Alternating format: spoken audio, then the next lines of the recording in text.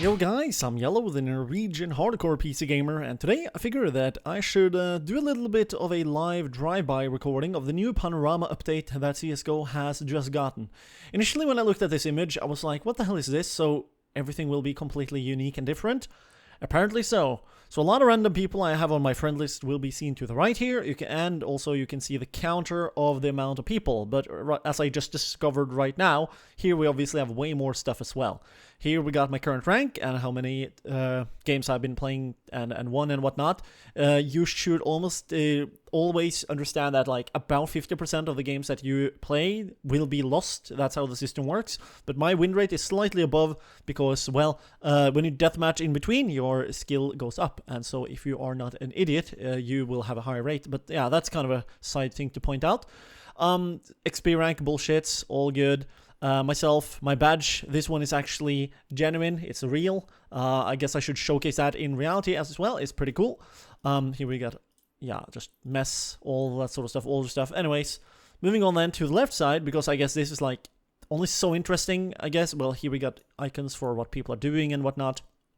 Yeah, and also the tags pop up very fast as well, because like it's just messy, so I just tag a lot of people and there's that. Nothing else to really add, I guess. Play CSGO, then we have inventory, and here, by the way, I've never been. So I just played 2 games, and one we stomped people on train, and then we had a reverse game where everybody else on the team that I had was playing really shittily, and the enemy team was doing fine. So we got wrecked.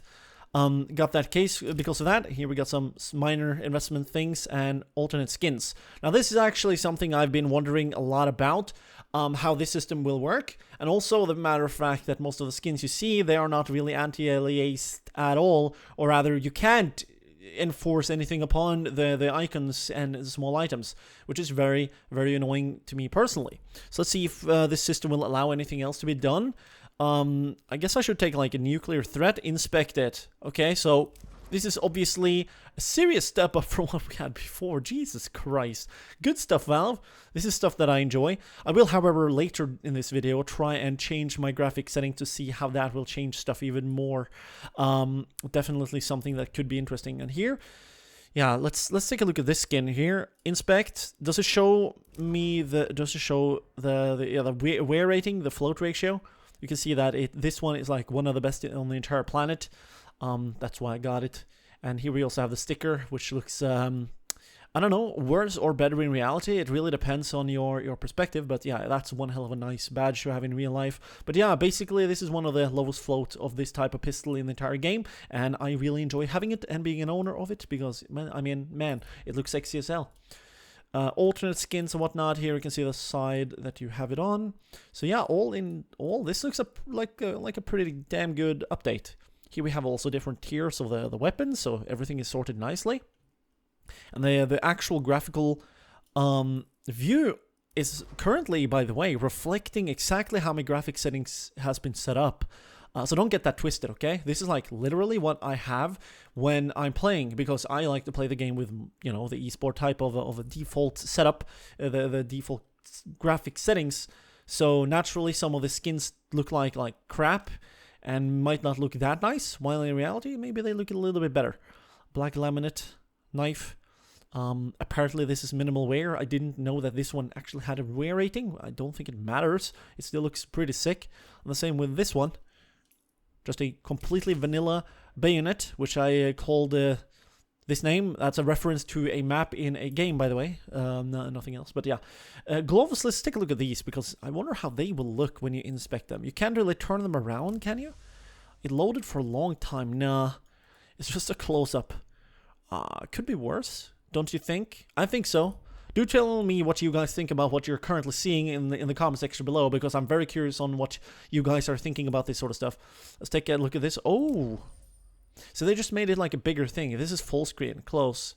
Pretty nice. The sound effects is not really up to my taste in terms of how much bass there is in the background. It feels kind of just unnecessary, but it's not a bad touch. It's just a strange touch, if that makes any sense. Which I don't think that sounds anything good at all, but yeah, whatever. Here we have the pin. Okay, you can turn it a bit, but it's kind of weird. Can I inspect it further? You can shut it down, apparently. Inspect. So yeah, you can basically not turn it at all. What's the point then if you can't turn it around? But yeah, it only have one side anyways. This one I'm wondering about. Okay, so here the reflection in the middle, which looks fairly ugly, is completely gone. Now, but let's take a look at some other things. So if we click play, here we get some of the more interesting things, I guess. So here we got competitive, casual, deathmatch, war games, wingman. Here we have all the maps, and here we have the maps that you tick on. So if I, for example, wanted to play competitive, then I would, let's see, okay, so yeah, seems to be fairly good. Here we have the waiting time, looks very good, all this sort of stuff. Everything is very fluent and interactive, I guess. So yeah, this is just good all in all. It doesn't really sort stuff either by like time, it seems like. No, it's a set pattern, so that's good. Casual is completely different, but I guess this makes sense. So yeah, that's pretty good. Here we also have official matchmaking, community server browser. Oh, okay. And you do not get to change its size. That's very interesting. So we still have our default system here. These are servers I got up. Default system here of what the hell you want to play and do. You just exit. Very nice. Okay. Stuff is looking pretty good thus far. Let's see if I can open the command thingamajig, the console. Apparently that seems to be difficult, so I'll take a look at that later. Well, that's kind of the play part. So here we got news. You can scroll down, I guess. Looks pretty nice. And here we have our soldier guy just standing idly and doing nothing, holding my UMP, a very old factory new UMP stat track thingy. Watch matches and tournaments. This is also pretty good. I mean, like, in general, it's a good system, but this one is far better than what we had before, so this is pretty good. Tournaments, here it goes all the way back. The quality of these is not that good, and hopefully some of the matches from this era, like the older one, has been fixed, because some of them were bugged. That was pretty annoying. Yeah, here we have the games that I played. People watched on Twitch and whatnot. Not too many people here and there, but I mean, that is how it goes. Overwatch, download evidence. I don't think there's anything for me to download currently, so that will take an infinite amount of time. Who cares? Well, here is a small tutorial. You should definitely do Overwatch cases if you are an honest, proper player of the game and you want your game to be clean and proper of filthy, cheating scum. I would recommend that. Inventory, yeah, settings. Let's take a look at this. It looked fine. I had to go in here and turn down my music because I reset that. I don't really care too much, so whatever. Audio output configuration, quad surround sound. That's kind of weird. I thought the normal stereo was I was supposed to have, but honestly, I'm gonna leave it as it is, and I'll see if I'm annoyed with it. Because if not, I might as well go back to normal stereo. I like the current new sound system. It sounds pretty nice, I'm not gonna lie, but in reality, I only have a stereo headset, so the game simulating anything extra doesn't make sense in my head, so there's that. Depth camera volume, blah, blah, blah. Video settings. Yeah, let's take a look here, okay? So I'm not sure how the recording will work, but I'll just edit it in post if it doesn't work out as I want it to, but let's just set it all to high. Why the hell do we even have auto? Can't auto and that sort of stuff be a different category entirely? That would clean everything up. But who cares? Global shadow to high, shader to very high. Does this also enhance my settings here? That would be really nice. It doesn't do that. No, vertical sync, fuck off. FXAA is nice. Multi-sampling, let's have it at like 4, because that will probably maintain some decent quality. Multi-core rendering has been disabled. Multi-core render allows CSGO to utilize the multiple CPUs present in your system. The disabled setting may provide a higher frame rate, but with lower visual quality. That's very interesting, and I'm not really sure why Valve would do this. And like this actually gives us more detail on that graphical setting versus what we had before. So I'm not really sure, like, does that directly therefore affect how the game will look? Because if that is the case, I will gladly turn off multi-core rendering. But if having it on gives me small improvements, then maybe that will be worth it. Who knows? For now, because it was preset when I downloaded the beta here, I'll leave it at disabled. So let's click apply and hope that nothing explodes. Oh. There we go. Okay. Advanced video. This is just video. Oh, that's video. This is advanced. That's HUD position. That's fine. Okay, so they allow you to edit that. That's fine, I guess. I don't care too much. That's very clean, I gotta say.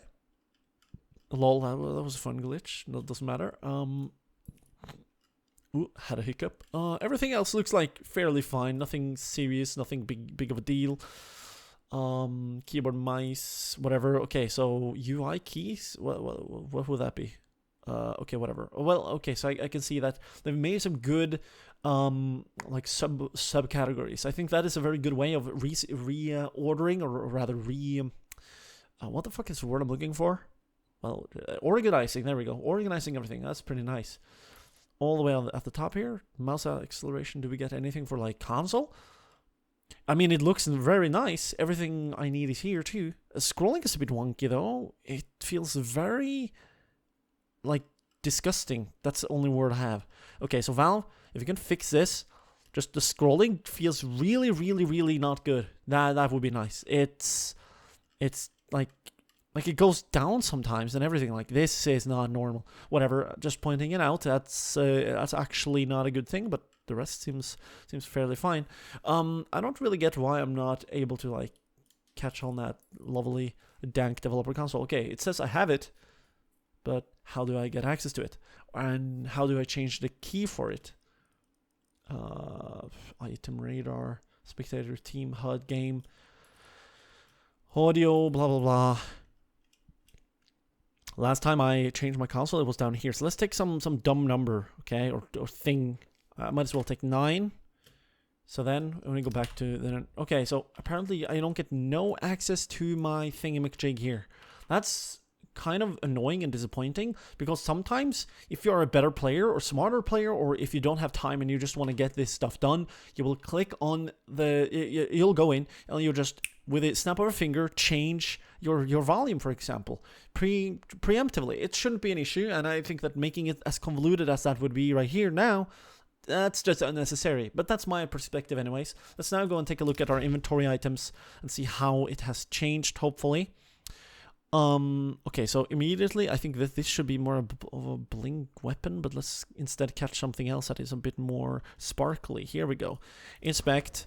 You can see the shine there. It's not really moving in any kind of horizontal degree. You're only rotating it, so that could be better. Let's instead go to loadout. Here we can take a look at a medal, for example. I don't have too many of these. I just don't care. Let's take a look at my favorite. Okay, this looks really nice. So this is actually pretty nice, because like, it's, even though again you don't have the anti-aliasing feature, you still get to be like closer to the actual coin. So yeah, this is something I'm a fan of. Can't really complain about that at all. And let's now take a look at this boy. Okay. This is starting to look like it does in reality. This is pretty nice, okay? Not gonna lie. I think I should try and get a close-up video like of the real pin, because I have it in reality. It's pretty nice. So yeah, definitely something to cheer you up, eh? Now, where the hell is my 10-year coin, Valve? 10 years. Hell, I should maybe soon have a 15-year coin, but you don't care, do you? You don't care. Whatever. Pistol, let's take a look at the golden boy here. Actually, no. Let's find something that's a bit more shiny and interesting. This should be that. So here we can see the max quality, but still not max quality Knight M4A1. They recently buffed this gun. It have now 20 more bullets. I like that. It makes the gun a lot more viable.